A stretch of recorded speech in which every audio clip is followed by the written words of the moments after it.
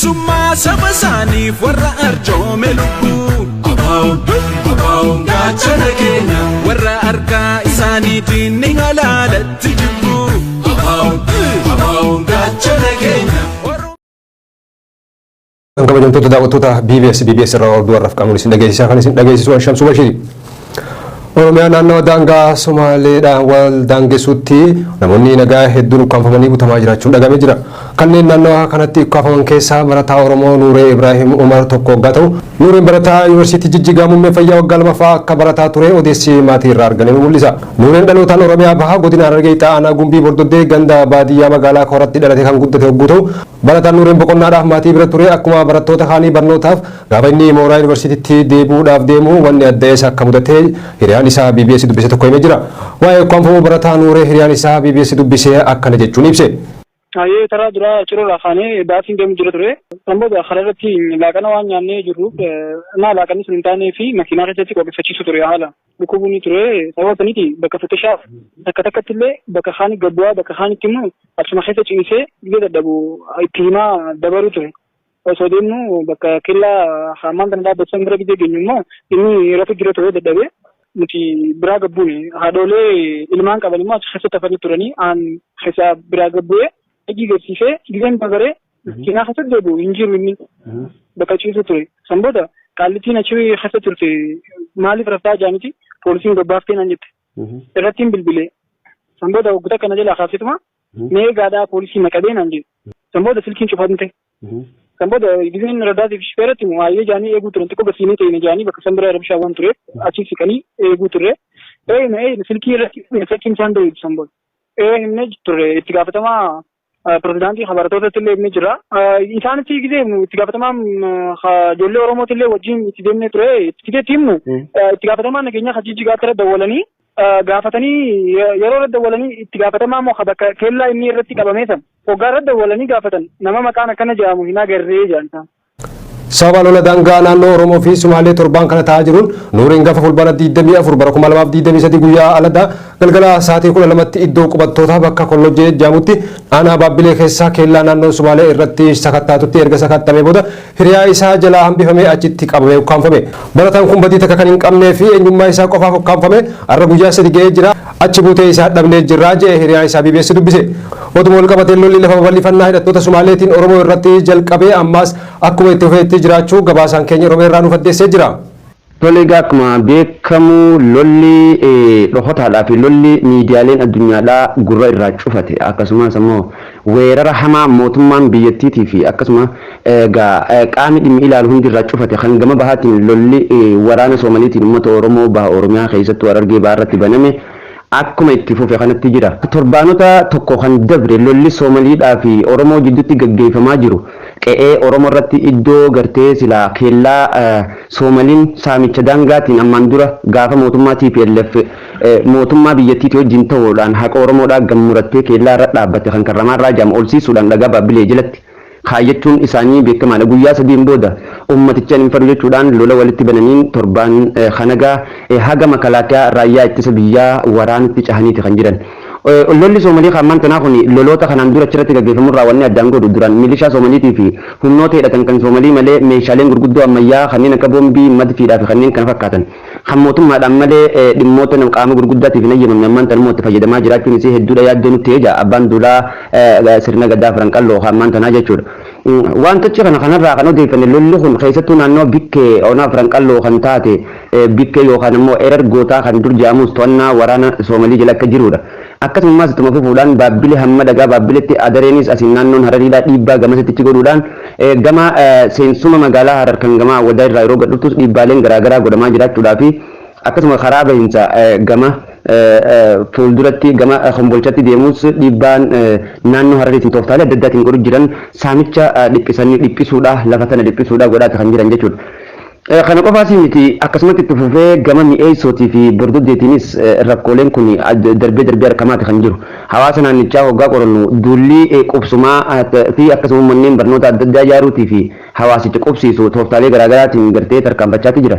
Onoonni baha Oromiyaadhaa sadeen akkasumattis gama anniyyaatiin kanaanis lolli hamaan gama burqaa gama gadiitiin naannoo waldaan geessaniin weerarri kunii fi gartee akkasuma uummata doorsisuun kallattii adda addaatiin itti fufuudha gamaa gamana odeeffannoon nuti walitti qabanne haala kana warri abbootiin yookaan ammoo manguddoonni Harargee Bahaa gama waajjira nageenya Harargee Bahaatii fi akkasuma bulchiinsa Harargee Bahaatti illee yoo iyyatan wali marii nagaatiin najaanii marii saniin hiikuun dadhabamee olaantummaa isaanii ibsachuudhaaf jecha gartee kabaja silaa godina Harargee Bahaatiif waajjira nageenya kanneen san cabsuudhaan uummata weeraruun hawaasa waraana hidhate kan soomanidha. Rakkoon kun immoo maaliif akkati ammatti wanni addaan beekamu hin jiru. Akka abbaan duulaa afran qalloo jaanitti yoo ta'e wanti duraan shakkamaa turee fi dhiibbaa godhuudhaan lafti hanga olii tanatti hanga mi'eessoo fi hawaasitti teenya kan jiru san mirkaneeffachuudhaaf waan tarkaanfatan fakkaata. Akka isaan jaanitti miidiyaaleen addunyaadhaa guyyaa guyyaadhaan qunnamee odeeffannoowwan kan nu harkaa fudhatee addunyaadhaan ga'uu qaba kan jaan abbaan duulaa kun naannoo lolaa sanirraa nutis kan odeeffanne waggaa ta'u dhimmichi kun egaa mootummaa biyyattiitiin godinni Harargee Bahaa humna isaaniitii ol ta'uudhaan egaa uummata makalaakaa raayyaa ittisa biyyaa 9 ol egaa garii isaanii ajjeesanii kaanis madeessuu danda'aniiti kan jiranii odeeffannoon gama kanaan qabnu kanuma gabaasa BBS Oromiyaa irraa. Bulchiinsa mootummaa naannoo Beenishaangul Gumuz magaalaa Bambaas keessatti finxaaleeyyii Amaaraa hidhatanii gurmaa'aniin uummanni Oromoo doorsifamaa jiraachuun dhagame. Gareen finxaaleeyyii Amaaraa kanneen sochii isaanii babal'ifachuun hojii hammeenyaa ilmaan Oromoo irratti hojjechuu kan itti fufan waggaa ta'u dhiyeenya kana ammoo mootummaa naannoo Beenishaangul Gumuz magaalaa Bambaasii keessatti uummata Oromoo doorsisuu jalqabanii ja'a odeessi gamasii nu dhaqqabe. Gareen finxaaleeyyii Amaaraa kun gochaa badii lubbuu namootaa jumlaan ajjeesu Oromiyaa bakkoota tokko tokkotti raawwachaa jiru babal'ifachuudhaan Oromiyaan alattis Bambaasii keessatti of ijaaruudhaan hawaasni Oromoo Oromummaa isaa akka hin calaqqisne doorsisaa akka jiran kan himan maddeen namoonni kanneen hidhata isaanii godina Matakkal keessaa fi Goojjam waliin taasifachuudhaan tarkaanfii birootiifis cahaa akka deeman ilmaan Oromoo achi keessa jiraatan sodaa isaanii ibsataa jiran.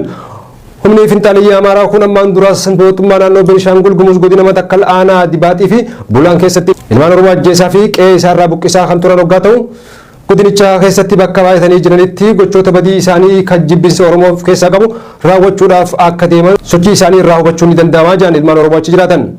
Humnoonni finxaaleeyyii Amaaraa kun yeroo adda addaattis Oromoon lafa Itoophiyaa keessaa hin qabu jechuun jibbinsa Oromoof qaban ibsachuu bira dabranii sadarkaa miidiyaa irratti ol bahanii Wallagga, Bishooftuu, Adaamaa, Qorkee fi Finfinnee akkasumas bakkoota biraa keenya jedhanii of tuultummaadhaan dubbachaa turuun isaanii ni yaadatama. Waraanni bilisummaa Oromoo namoota nuti woboodha jechuun uummata irratti saamichaa fi sarbamiinsa garaagaraa raawwatan to'adhee jee.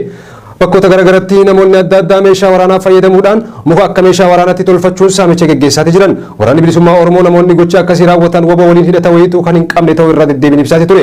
Waraanni bilisummaa Oromoo zoonii ixaa naannoo Naqamtee sossa'u namoota saamicha akkasii irratti bobba'an 4 ta'an to'achuudhaan viidiyoo waraabamee agarsiisuun danda'amee jira.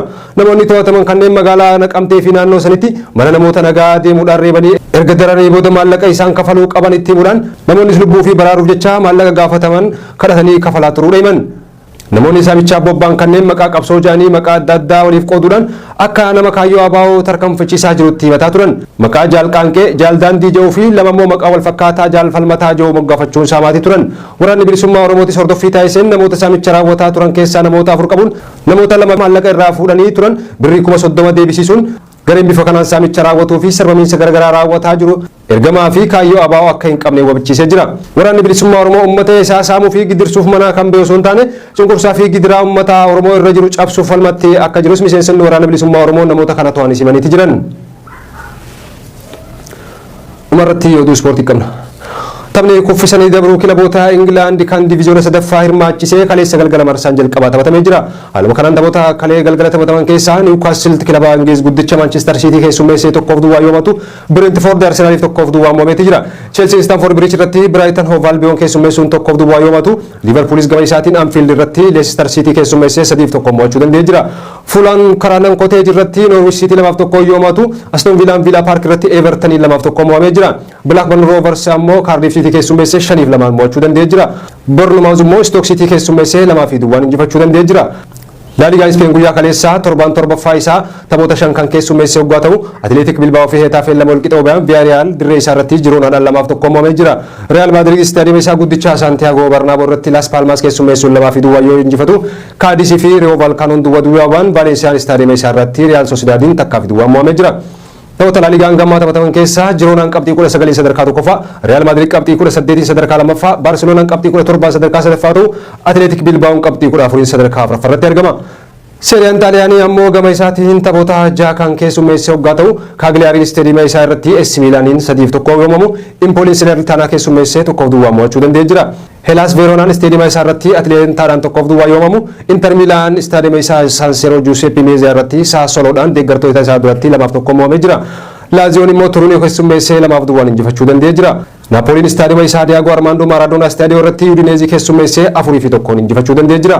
Seeriyaa Xaaliyaanii hangammaa taphatameen Inter Milaan qabxii 15 sadarkaa tokkoffaa, AC Milaan qabxii 15 sadarkaa lammaffaa, Juventus qabxii 13 sadarkaa sadaffaa, Atlantaan qabxii 12 sadarkaa afuraffaa, Naapooliin qabxii 11 sadarkaa shanaffaa yoo qabatu, kilabni Joozee Moorinoo Roomaan qabxii 5 sadarkaa 14 irratti argama. Kabajamtoota daawwattoota BBS oduu irraa fi qindeessan kan fakkaatu.